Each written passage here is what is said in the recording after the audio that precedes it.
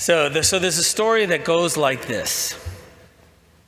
There once was a spiritual seeker who went into the desert to visit a monk. He found the monk sitting at the entrance of his home with a dog. Now the spiritual seeker asked, "Why is it that there are some people who come into the desert, zealous in prayer, but then leave after a year or so? And then there are some people like you who remain faithful into this quest their whole life." The old man smiled and replied, he said, "Let me tell you a story. One day I was sitting here quietly in the sun with my dog, and suddenly a large rabbit ran in front of us. The dog started barking loudly and he took off and he chased the rabbit. Soon other dogs joined him, excited by the dog's barking and running after with the dog. Soon there was a whole pack of dogs running and barking. Gradually, one by one, the other dogs kind of dropped off.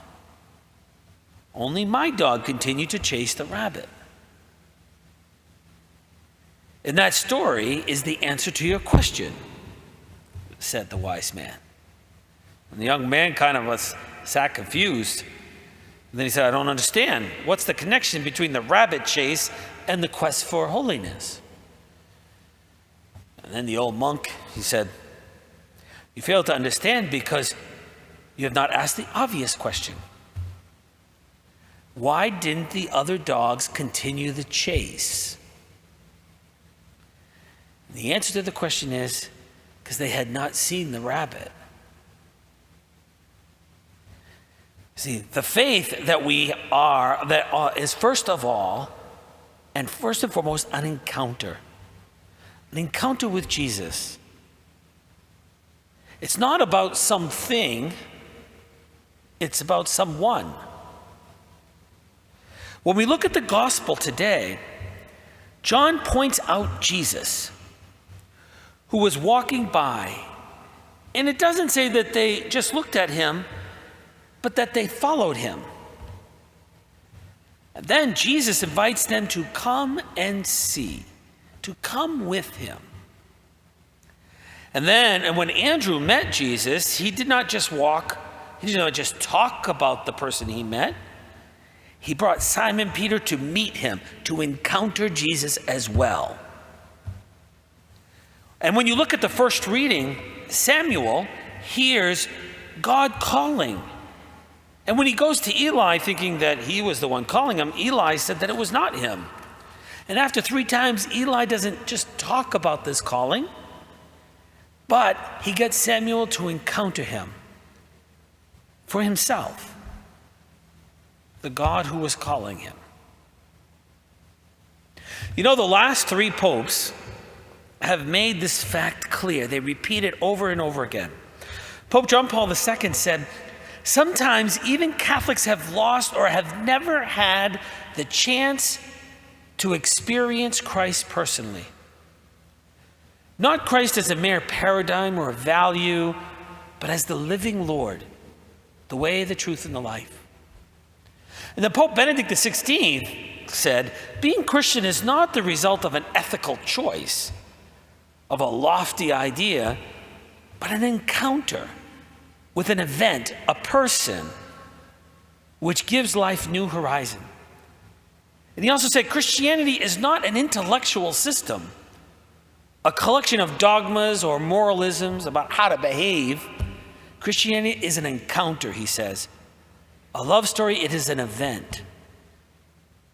And then Pope Francis picks that up and says, "The Christian faith is not a theory or a philosophy or an idea, but an encounter with the person of Jesus Christ." And when we look to the future, of the church and the work that we're called to do as God's holy people, it seems oftentimes we would refer to like the Elks Club, the YMCA, something you join, like some spiritual gym or something that looks at membership. What's the membership of the gym or of this club we all belong to? Because we even say things like, do you belong to that church? Or I used to belong there. I realized something very early in my priesthood. When I was a chaplain to youth ministry for the diocese, I often had to be part of this team that was on what we called the gift retreat. It started on Friday and it ended on Sunday. And it was for freshmen and sophomores in high school. And while I was their chaplain, I was asked to do what we used to do in the past called a teaching mass, where I explained all the parts of the mass as I was celebrating it so that the young people could learn more about it and appreciate the mass. So the first year, I was asked to do it on Friday night as part of the opening mass with all the young people. As you can imagine, most of the young people there were not interested in what I had to say yet. They asked very few questions when I opened it up. They just sat through it respectfully. Then the following year, we did the retreat again. We decided to do the teaching mass at the end of the retreat, as the closing mass. All right, and this would, have been after all that they had experienced the weekend with prayer and community building and all the things you do on retreat to kind of open yourself up to an encounter with God. The young people at the end of that mass were like fully engaged, asking all kinds of questions, fascinated by each part of the mass and what it meant for them. And it was clear that for the first time, it wasn't just kind of an intellectual exercise, but at the end of the retreat, they were changed. And because of their encounter, they became more meaningful to them. And you couldn't give them enough. They wanted more. The work we have is like Eli, or John the Baptist, or Andrew, who lead people to an encounter with Jesus, first and foremost. How many parents have said, that they send their kids to like Catholic schools all the way up to postgraduate. All the way up to those very famous Catholic colleges. And they come out and they don't even practice their faith. They may have learned a lot about Jesus, but they have yet to encounter him today. And that's why for those who, have been dedicated to adoration, they know that they have encountered God there. That's why they go. Or those who, love to read the Bible because they know that they have encountered God there. Or they go to daily mass because they've encountered God. As a faith, all too often when we communicate it, it's not, we just use it as we're talking about someone, talking about God to other people. But it's much more important that it's about leading people to encounter him, bringing people to Jesus, after we have encountered him first, ourselves, in the many ways that he is present to us today.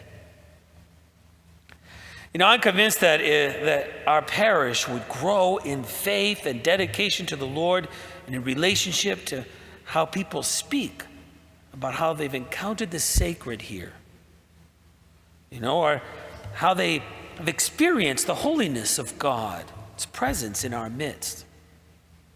That they speak about how they have met Christ in our midst. Then we can repeat the same words found in the gospel. Jesus, where do you stay? And hear the words from him, come, and you will see where I am. I think, and then, only then, we're really God's holy people. That we're the body of Christ that we receive at each Mass, with Christ as the head. And that makes all the difference in the world between all the difference in the world for us being just a group of people and being Christ's followers.